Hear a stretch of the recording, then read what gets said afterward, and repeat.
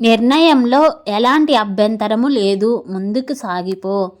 అలా ముందుకు సాగే ప్రక్రియలో ఈ ప్రపంచం నీకో కొత్త జీవితాన్ని ఇస్తుంది. ఒకరి మీద ఆధారపడి ముందుకు వెళ్ళటం అనేది అది మీ జీవితంలో ఎప్పటికీ మంచి అనే దానిని నేర్పించదు. ఒక్కోసారి మీ ఉనికిని పోగొట్టుకోవటంలో ఎలాంటి చెడు అనేది లేదు.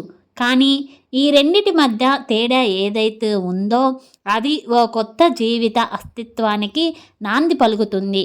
అలా అని వేరే వాళ్ళ కళ చెదరగొట్టి తయారు చేసుకునే ఆ ఉనికి వల్ల ప్రయోజనం ఏముంటుంది? నిజానికి కోపంలో ఎలాంటి చెడు లేదు.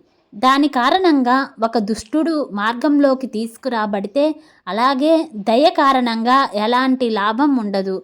దాని కారణంగా మీరు బలహీనులైతే, నిజానికి మంచి చెడు అనేది ఒక కర్మ కాదు.